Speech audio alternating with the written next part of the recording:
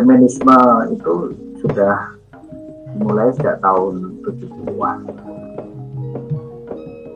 Terutama pada waktu tahun 69 itu di Prancis terjadi semacam revolusi kedua, di mana para mahasiswa berdemonstrasi untuk menuntut kesetaraan gender. Hal ini kemudian ditangkap oleh gerakan-gerakan perempuan yang ada di Amerika Serikat, sehingga tahun 1974 mendeklarasikan tentang feminisme. Yang kemudian feminisme ini berkembang menjadi apa yang kita sebut sekarang gender ideology, ya. Sesuatu hal yang berbeda antara feminisme dan gender.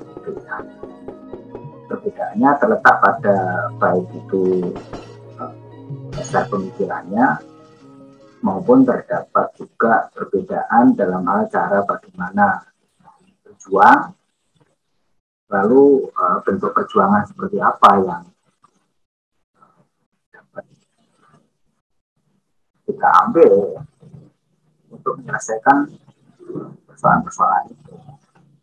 Nanti akan saya jelaskan beberapa tipe dari feminisme. Tetapi saya akan berbicara lalu di mana posisi feminisme di dalam budaya populer ini. Ya, terutama kita tidak bisa serta-merta menyetarakan atau menyamakan gerakan perempuan atau feminisme ini dalam segala level, tergantung pada bagaimana atau dari mana paradigma kita yang kita gunakan untuk melihat pergerakan budaya.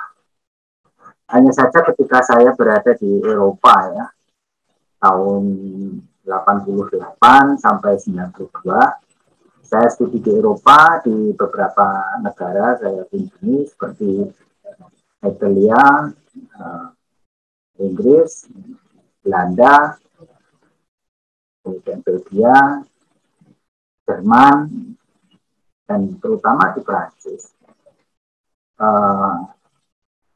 Jadi eksploitasi perempuan untuk tampil di media itu menjadi sangat dominan, dan itu nanti di dalam paradigma Marxis disebut karena produk dari kapital. Jadi kapitalisme itu telah merendahkan perempuan dan meminggirkan peranan perempuan, tetapi menempatkan perempuan pada posisi-posisi yang remeh-temeh saja. Misalnya seperti iklan, dan juga mengeksploitasi tubuh. Jadi di situ ditampilkan bahwa wanita hanya sekedar untuk market saja. Pertanyaannya bagaimana reaksi mereka? Ya, di satu sisi ada yang peduli, di satu pihak ya ada yang berjuang untuk tidak terseret ke dalam arus kapitalisme. Karena budaya populer itu sifatnya masif dan banyak didukung oleh sebagian besar rakyat, maka justru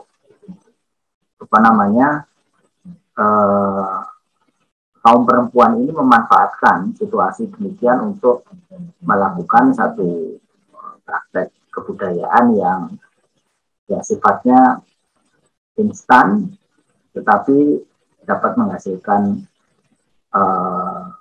mata pencaharian yang cukup untuk hidup.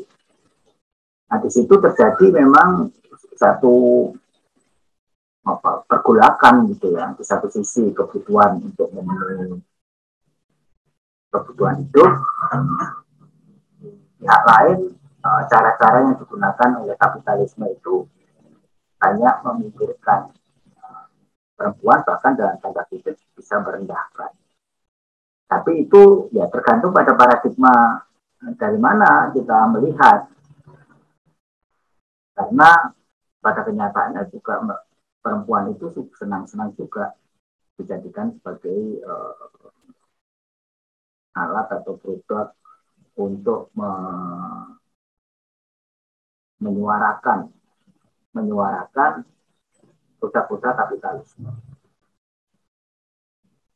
Tentu saja yang sering dipersoalkan adalah cara menampilkan perempuan itu sendiri juga sesuatu yang populer gitu, maksudnya membuka sebagian tubuh yang sensitif, kemudian hanya berlingkang-lingkang, bukan karena menampakkan kecerdasannya, tetapi yang ditampakkan adalah seksi tubuh. Nah, dan di situ eksploitasi tubuh menjadi bagian yang diskursif ya. Artinya yang diperdebatkan banyak orang. Budaya populer ini merupakan satu hal yang mendorong orang untuk menjadi viral atau produk itu dapat digemari oleh rakyat. Makanya caranya seperti apa itu yang terkadang dianggap sebagai satu pelecehan bahkan. Saya membaca beberapa analisis mengenai budaya populer ini, ya di situ peranan perempuan begitu sangat dominan. Beberapa tahun yang lalu, kira-kira tahun 89, misalnya protes terhadap perempuan yang digunakan untuk film-film pornografi. Eksploitasi tubuhnya, ketelanjangannya, dan kemudian ketertundukannya kepada sistem patriarki dan ketertundukannya perempuan karena sistem kapitalisme itu. Nah, dari itu kita lihat dulu jenis yang pertama adalah feminisme radikal. Jadi kalau ada gerakan perempuan itu, paradigma berpikir kita mana dulu yang mau kita pakai. Tidak bisa kita menyamaratakan terhadap penilaian kita terhadap perempuan itu. Dalam feminisme radikal ini, ya, antara lain bahwa penindasan perempuan adalah akibat dari sistem patriarki, sistem dominasi di mana laki-laki sebagai kelompok memiliki kekuasaan atas kelompok perempuan. Jadi kalau feminisme radikal itu seakan-akan dua golongan seksual itu, laki-laki dan perempuan itu, secara budaya sudah diciptakan sedemikian rupa sehingga melahirkan sistem patriarki. Sebetulnya manusia yang lahir baik laki-laki dan perempuan itu mempunyai kesamaan, sama-sama makhluk Tuhan, sama-sama mempunyai anggota tubuh yang sama, hanya saja laki-laki dan perempuan kemudian dalam perkembangan kebudayaan laki-laki dianggap sebagai pelindung dari perempuan, maka muncul sistem patriarki.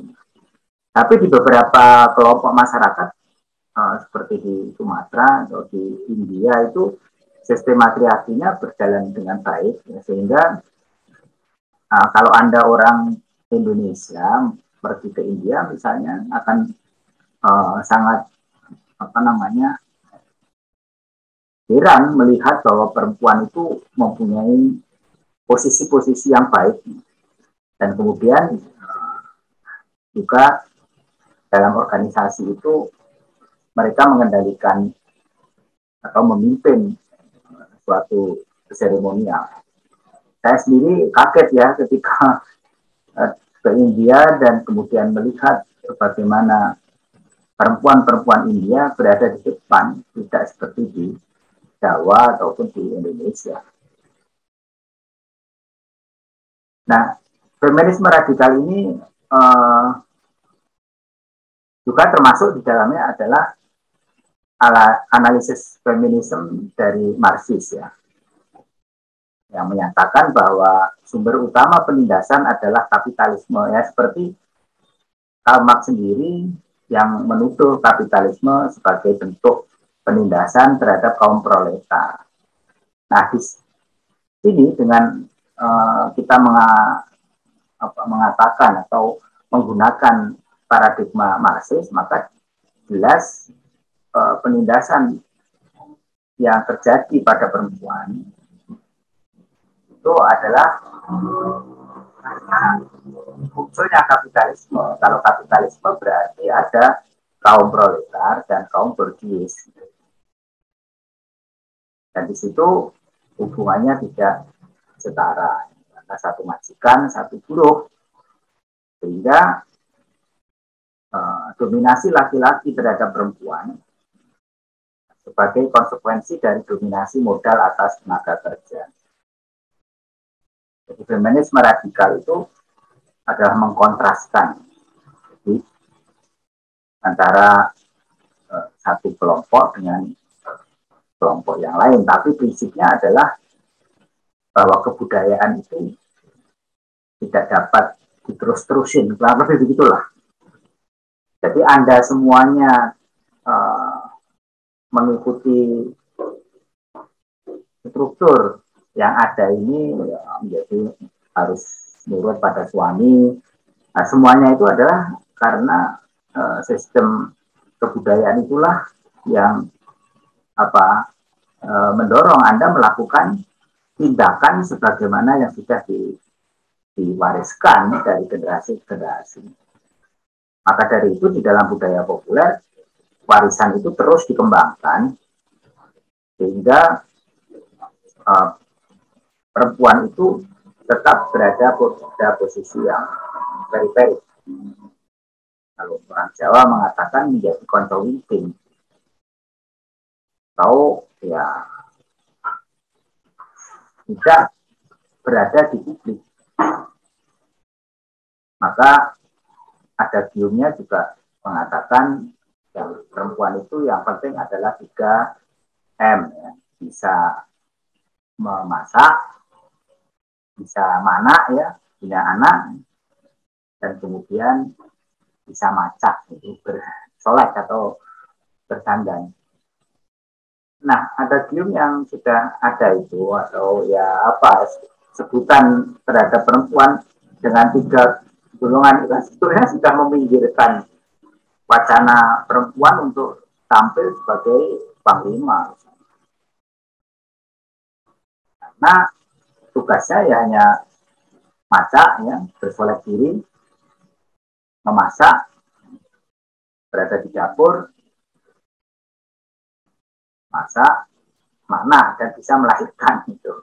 Itu wanita yang sempurna di dalam konsep Jawa. Ya meskipun konsep itu sangat sederhana, tetapi itu menunjukkan adanya perbedaan gender ya, perbedaan tugas-tugas yang dilakukan oleh laki-laki dan perempuan dibedakan karena perbedaan fisiknya. Ya, waktu saya mengikuti kuliah Jacques Derrida sangat jelas sekali bahwa hak dan kewajiban laki-laki dan perempuan itu tidak dapat ditentukan oleh perbedaan jenis kelamin. Meskipun di dalam prakteknya memang ada hal-hal yang tidak dapat dilakukan secara setara. Karena memang perbedaan genetik juga kan. Nah, Jacques Derrida memberikan satu contoh. Kalau menggunakan satu logika presong dan logika absong. Kalau presong itu berarti hadir dan absong itu tidak hadir. Makanya bisa hadir di publik dan kemudian tidak hadir di publik. Maka contohnya begini, pada waktu itu kalau orang dipanggil hadir itu kan mengacungkan tangan, hadir gitu. Karena apa? Laki-laki itu juga bisa ngacung ya. Meskipun yang ngacung bukan tangannya, yang ngacung adalah alat kelaminnya. Kalau perempuan itu dipanggil 1000 kali ya tidak bisa ngacung. Karena memang bentuknya deprok seperti itu. Itulah yang dikatakan oleh Jacques Derrida sebagai opposite biner. Nah, opposite biner itu tidak dapat dijadikan sebagai landasan untuk membedakan peran laki-laki dan perempuan.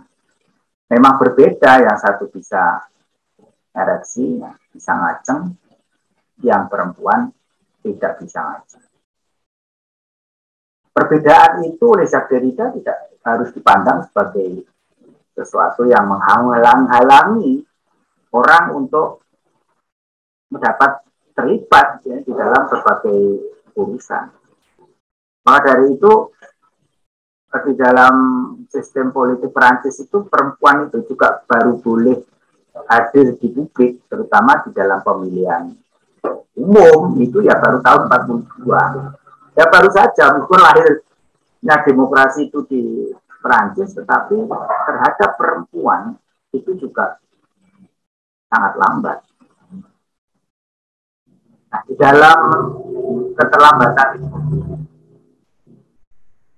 kemudian muncul berbagai tuntutan dari kaum perempuan agar supaya ada sistem yang mulai dibangun agar supaya mempunyai peranan baik di dalam politik maupun publik ya, maupun di tempat-tempat yang lain.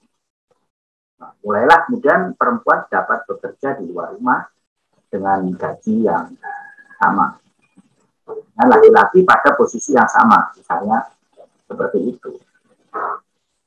Hanya saja ini merupakan perjuangan ya, sepenuhnya perempuan mempunyai posisi yang kuat. Misalnya di Indonesia sendiri 20% dari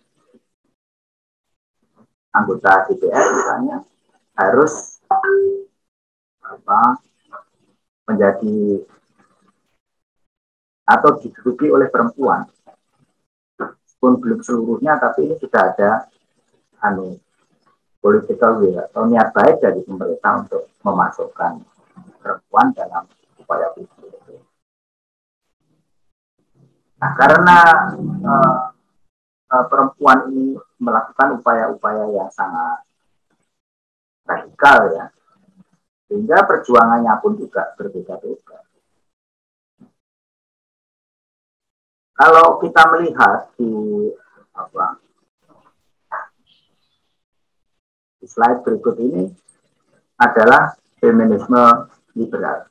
Jadi ada yang radikal, ada yang marxis, ada yang liberal. Kalau feminisme liberal ini, karena liberalisme itu sendiri yang menciptakan sistem kapitalisme yang berbeda dengan marxis dan kaum radikal, tetapi feminisme liberal ini juga punya pendapat bahwa penindasan itu bukan hanya berasal dari patriarki atau kapitalisme, namun demikian cenderung melihat masalah dalam ya prasangka saja, prasangka laki-laki terhadap perempuan yang diwujudkan dalam hukum dan dinyatakan dalam pengucilan perempuan dari bidang kehidupan tertentu. Jadi Ya tidak kemudian seperti kaum radikal yang menuduh kapitalisme dan sistem patriarki yang menghambat perempuan untuk dapat hadir di publik. Tapi kaum liberal ini secara khusus lebih melihat pada bagaimana praktek budaya yang ada di dalam sistem kehidupan itu, misalnya di dalam keputusan hukum, kemudian ada keputusan politik yang sengaja memang tidak dapat menampung perempuan untuk kegiatan itu. Misalnya dalam hal menjadi sopir misalnya pada waktu tengah malam, atau mobil-mobil berat ya, yang dianggap itu prasangka itu begitu, yang dianggap oleh laki-laki bukan pekerjaan perempuan. Kalau liberal itu ya lihat kontekstual, ini situasinya itu hanya prasangka saja. Yang prasangka itu kemudian berubah mengambil tindakan terhadap alienasi perempuan di tempat publik itu. Kalau kita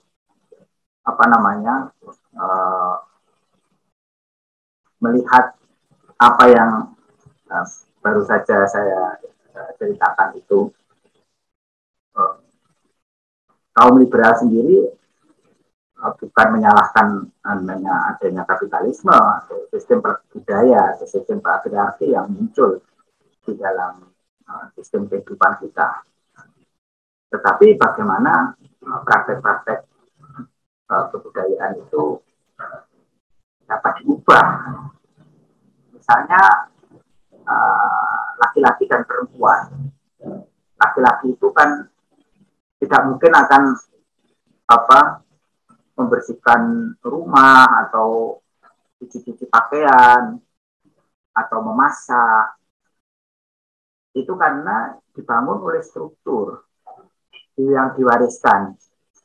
Tapi sekarang tidak bisa seperti itu ya. Saya ini biasa membantu istri saya mencuci pakaian, memasak. Dulu pada waktu masih kecil ya menggendong anak-anak saya, kemudian memandikan. Jadi pekerjaan-pekerjaan perempuan itu dapat juga dilakukan oleh laki-laki.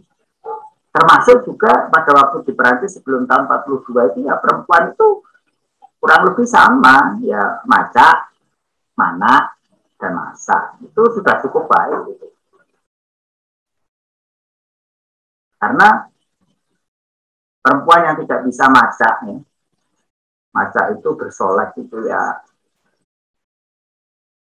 menurut struktur atau menurut norma dan nilai yang ada itu ya dianggap tidak sempurna. Jadi harus merawat tubuhnya, jangan terlalu gemuk, ya. Kemudian juga wajahnya ya sekali tempo dibawa ke salon, meskipun tidak tiap bulan ke salon, ya. Ya disesuaikan dengan penghasilan, tetapi harus tampil yang rapi kan itu. Nah, karena konsep yang sederhana itu, kemudian juga keterbatasannya yang kemudian diprasangkakan oleh laki-laki bahwa perempuan tidak bisa mengerjakan apa yang dikerjakan oleh laki-laki, angkat-angkat misalnya. Jadi di dalam hal ini feminisme liberal itu lebih kepada bagaimana caranya memperbaiki sistem yang sudah ada itu untuk kembali kepada sistem yang terbarukan itu, yang dituntut. Misalnya, ya mesin berat itu enggak laki-laki, perempuan juga ada. Nah sekarang sudah ada yang menjalankan mesin berat itu perempuan, meskipun tidak banyak. Dan karena perempuan itu hanya macak, manak, dan masak, ya tidak pantas kalau berbicara di depan publik sebagai senator gitu. Nah di situ keterbatasan prasangka kebudayaan, bukan laki-laki, prasangka kebudayaan terhadap perempuan itu bisa jadi mengucilkan perempuan dalam bidang kehidupan. Itu kalau kita melihat feminisme liberal. Sejak tadi saya sudah mengatakan bahwa kalau melihat peran perempuan itu, kita harus berangkat dari paradigmatik yang seperti apa. Jawa sendiri juga punya paradigmatik dalam melihat perempuan. Itu akibatnya itu juga di dalam budaya populer, kemudian cara mengeksploitasi atau menempatkan perempuan di dalam kebudayaan populer itu misalnya menjadi daya tarik yang dapat menghasilkan uang. Nah, yang digemari masyarakat seperti apa ya? Baginya dibuka. Meskipun kemudian ada gerakan, meskipun tidak dibuka baginya, tetapi juga tetap laris. Misalnya seperti penyanyi Malaysia, namanya siapa? Siti Zulaikha itu ya. Siti Nurhaliza, maaf. Siti Nurhaliza itu kan pakainya rapi saja ya. Nyanyinya juga nyanyian-nyanyian yang bagus. Juga tidak menutup dia untuk tidak menjadi populer. Tetapi memang sulit ya. Kalau kita melihat dangdut pinggiran atau dangdut pantura itu ya pakaiannya dengan menampilkan daerah seputar dada, daerah seputar lakang ya. Karena itu cara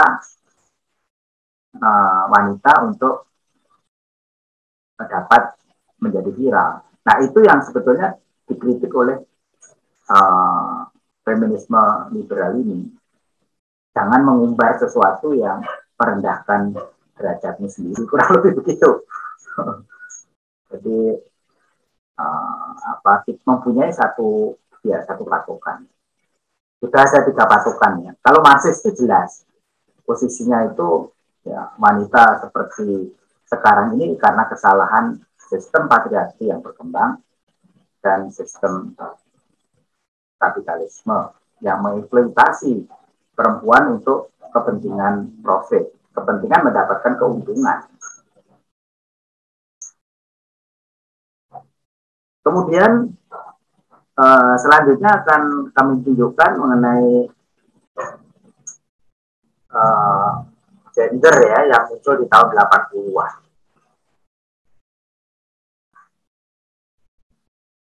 Gender ini agak berbeda ya kategori analisisnya karena kalau feminisme itu pergerakannya ya, baik yang bersifat penelitian, penulisan, dan kemudian ada aktivitasnya seperti demo-demo. Dan sekarang ini sudah berkembang membuat semacam aturan yang mengatur perempuan agar supaya berlaku sebagaimana yang diharapkan oleh gerakan itu. Jadi apa yang disebut dengan deklarasi. Nah, tahun 2019 saya menulis tentang mainstreaming gender. Saya hanya mencurigai saja bahwa gender ini juga dapat digunakan untuk mengembangkan ideologi tertentu. Ya misalnya yang tidak pantas ya di dalam kebudayaan kita, misalnya LGBT, lesbian maupun homoseksual. Itu ya dianggap sesuatu perbuatan yang menyimpang. Tetapi di Barat itu memang perbuatan yang menyimpang dari kebiasaan, tetapi permisif. ya dapat dibenarkan maksudnya. Jadi kalau Anda, Mas Dodi Salman, ingin menikah dengan temannya yang laki-laki, itu akan dinikahkan.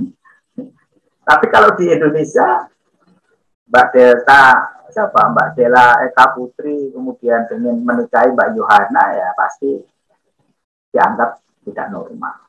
Perempuan kok menikah perempuan.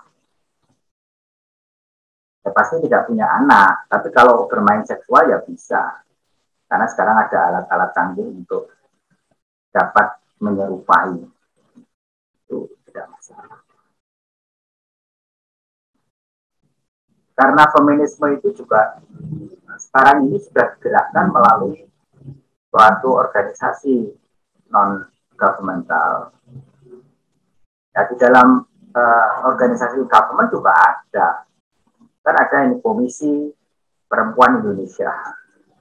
Ada pemberdayaan perempuan. Jadi sesungguhnya itu suatu cara ya, agar supaya perempuan mempunyai pemberdayaan di dalam kehidupannya. Tadi kan terpinggirkan karena struktur, karena sistem yang dari dulu sampai sekarang diwariskan, ya seperti itu.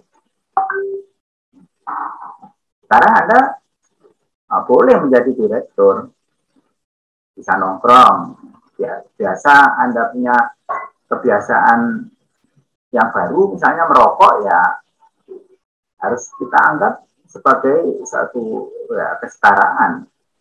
Meskipun di dalam sistem patriarki atau budaya kita hal itu tidak baik. Ya.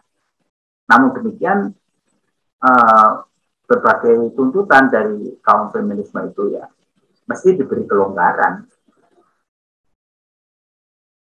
Jadi yang radikal, yang marxis, yang liberal, dan kemudian ada yang disebut dengan teori sistem ganda. Ini maksudnya bahwa sistem ganda itu ya di satu sisi melihat peran perempuan itu seperti pendapatnya kaum radikal dan marxis, tapi di pihak lain juga melihat secara liberal. Jadi kemudian kedua-duanya itu melihat bahwa masing-masing merespon penindasan perempuan ya, di tempat yang berbeda, mengemukakan penyebab yang berbeda dan solusi yang berbeda. Ya, bagi saudara Bakti ya, kalau ada saudara Bakti Sutopo dari Pacitan itu ya, kalau ikut di sini ya, bahwa cara memandang peran perempuan itu karena itu gagasan gender dan sebagainya itu berasal dari luar ya, yang kita gunakan harusnya ya dua. Di satu sisi adalah teori-teori yang berkembang baik feminisme maupun gender.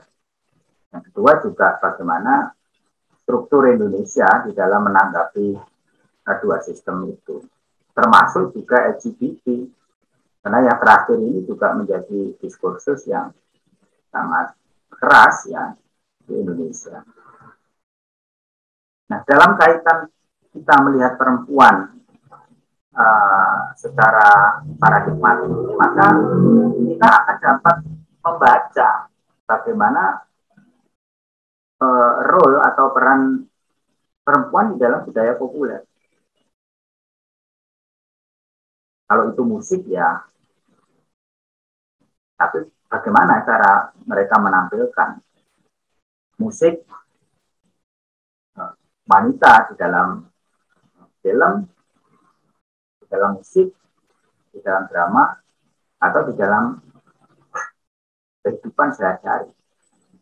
Kalau itu saudara mau menyelidiki tentang peran perempuan dalam sistem budaya populer sekarang ini, banyak perspektifnya. Saudara Bakti Sutopo mengambil dari posisi politik. Boleh, Anda boleh mengambil dari iklan ya boleh. Kalau Anda tertarik pada bagaimana iklan-iklan Indonesia dilihat dari perspektif itu tadi, feminisme marxis, feminisme liberal ya, feminisme radikal, atau kedua-duanya mau pakai ya. itu merupakan satu kajian yang saya kira sangat menarik sekali. Selanjutnya akan saya jelaskan mengenai feminisme ganda ini, bahwa tadi ya, antara pandangan liberal, Marxis, dan radikal itu, bahwa penindasan perempuan ini adalah hasil dari artikulasi kompleks dari patriarki dan kapitalisme. Tadi ada yang melihat bahwa wow, ini karena budaya itu adalah kultur, culture. Ya, culture itulah yang membangun perempuan ya, teraliniasi atau perempuan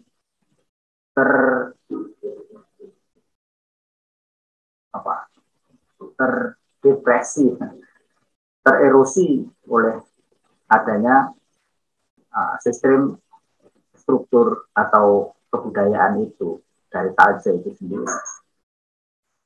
Nah, oleh karena itu sistem ganda ini harus keluar ya dari struktur yang sudah ada. Jadi kalau begitu bagaimana? Ya diubah tadi yang perempuan itu tidak hanya macak, manak, dan masa. Ya. Tambah apa lagi ya? Politikus. Ya. Ditambah jadi politik. Nah, kalau sudah politik berarti kalau ada tamu yang datang ke rumah Anda berbicara politik, Anda juga sudah berada di situ, tidak hanya laki-laki yang berbicara tentang politik. Ya, tentu saja ada perspektif feminis lainnya. Ya. Saya ambil dari Rosemary Tong tahun 1992 itu, bahwa tidak hanya 4 itu tadi, jadi tidak liberal, Marxis, radikal, dan ganda, tetapi juga ada feminisme psikoanalitik. Ini dari kajian budaya ada yang S3 mengambil tentang ya kebebasan perempuan di dalam memilih pasangan dan menentukan kehidupannya, dari saudara Lydia Putri Riolita sudah hadir ya, tapi dia harus mengetahui bahwa psikoanalitik ini merupakan bagian yang penting di dalam upaya menganalisis peran-peran perempuan tidak hanya dari 2 perspektif tadi atau 3-4 perspektif tadi, berdasarkan patriarkat dan kapitalisme. Tapi juga ada feminisme yang bersifat sosialis, terutama yang banyak berkembang di Eropa. Di Eropa sendiri pada waktu saya tinggal di Paris,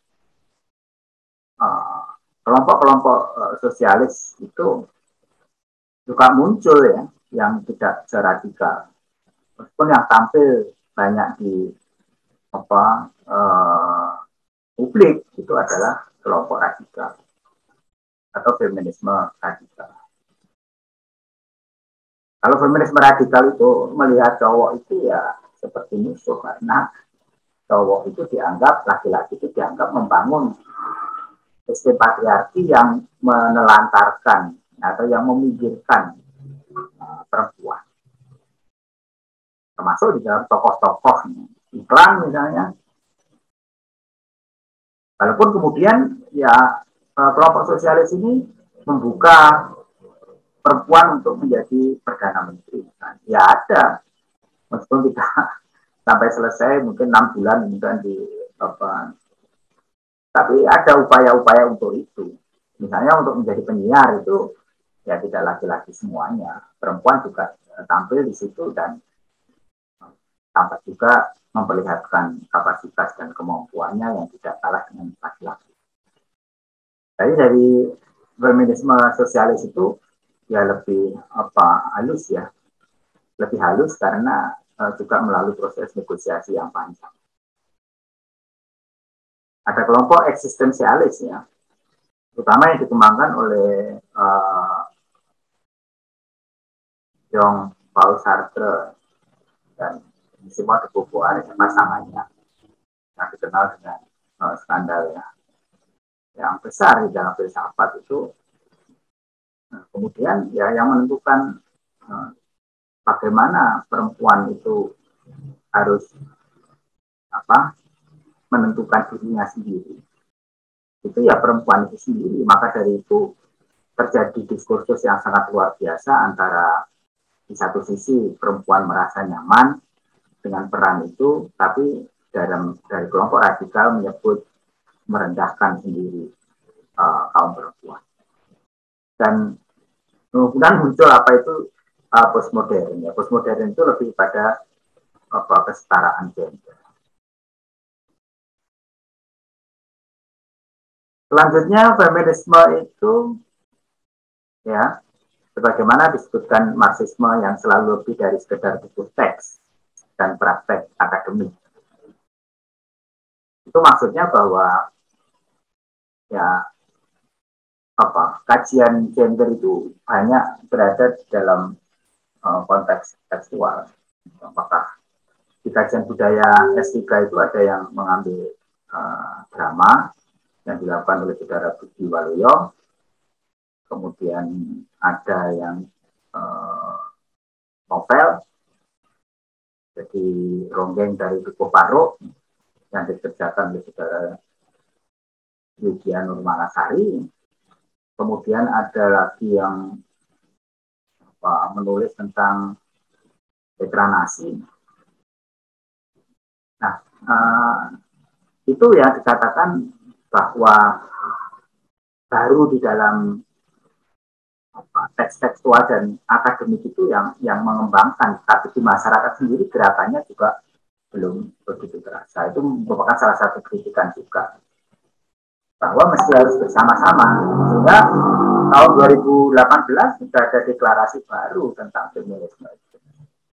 Yang saya tulis dalam buku saya, paper saya di Proceeding Internasional Mainstreaming Gender.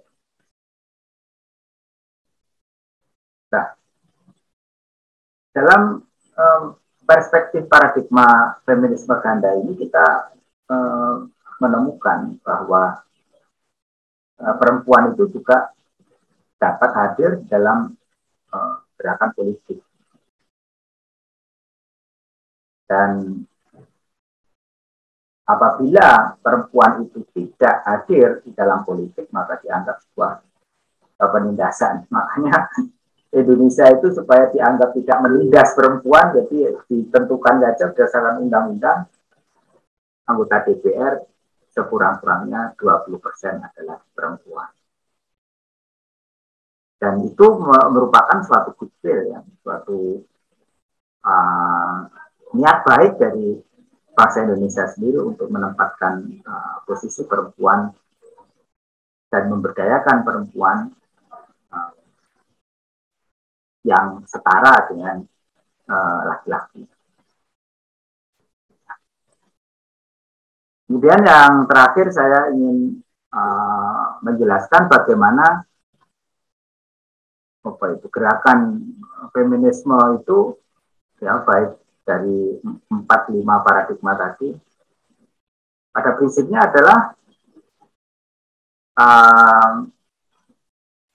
anggapan bahwa perempuan itu adalah merupakan kelompok tertindas.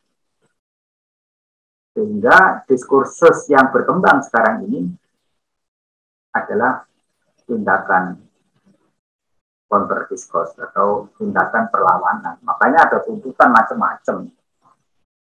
Ada perusahaan yang tidak menggaji karyawannya karena izin atau cuti hamil atau cuti melahirkan. Dan itu dianggap oleh kelompok Marxis sebagai sesuatu yang tidak adil, ya, karena memang mempunyai keterbatasan itu, ya, sehingga harus ada permissiveness, ya, atau ada izin untuk tetap digaji selama dia mengalami proses kelahiran. perlawanan-perlawanan atau tuntutan dari kaum perempuan. Yang kedua adalah dia ingin menjadi subjek dan terlibat aktif dalam transformasi diri untuk berbicara di depan publik. Pengalaman saya di India, India sangat bagus sekali demokrasinya, karena saya juga agak kagum ya dengan perempuan-perempuan India itu berbicara begitu sangat lantang tanpa meninggalkan penghormatannya terhadap laki-laki, tetapi dia berbicara setara, bisa mengkritik,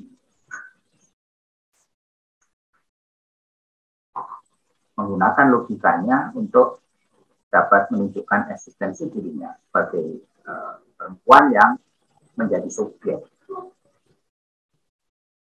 Jadi di dalam acara waktu saya ke India itu kebanyakan adalah dihandle oleh perempuan, baik ketua maupun juga pelaksana dan lain-lain itu. Sangat jauh berbeda dengan apa yang dilakukan di sini. Jadi kalau perempuan di Indonesia itu ya seksi sibuk belakang. Tapi saya melihat di India itu mereka yang membuka, mereka yang menentukan arah acara, kemudian mereka juga yang menentukan bagaimana jalannya. Dan itu sesungguhnya sudah sangat baik. Maka dari itu di dalam feminisme melawan dan menjadi subjek ini yang masih diperjuangkan terutama di negara-negara Barat dan negara Timur. Karena sistem patriarkinya sangat kuat sekali. Hanya India mungkin ya satu-satunya yang saya lihat sangat kokoh. Saya mengunjungi beberapa negara ya, lebih dari 26 negara. Dan saya melihat memang wanita India itu bagaimana yang diperankan oleh Bibi Kunti, Drupadi, dan kemudian Sri Gandhi ya, menunjukkan satu kesetaraan dan bahkan memimpin laki-laki. Ya itu dibandingkan dengan di negara-negara lain lah, di Soviet, di Jepang, di negara Eropa Timur ya, Bulgaria, Rumania, Hungaria, ataupun di Eropa. Saya tidak melihat satu praktek kebudayaan sehari-hari bagaimana yang terjadi di India. Itu berdasarkan pengalaman saya sendiri. Oleh karena itu feminisme itu ya bukan sekedar hanya membaca teks saja ya, tetapi wanita juga menjadi subjek yang memiliki produktivitas. Tidak hanya sekedar nunut jadi bintang iklan saja, tapi dia juga yang ikut mengendalikan iklan itu sendiri dan menentukan bagaimana iklan itu akan ditampilkan. Ya, saya rasa begitu. Silakan Saudara Yohana memimpin, kalau ada yang bertanya akan saya coba untuk menjawab. Silakan.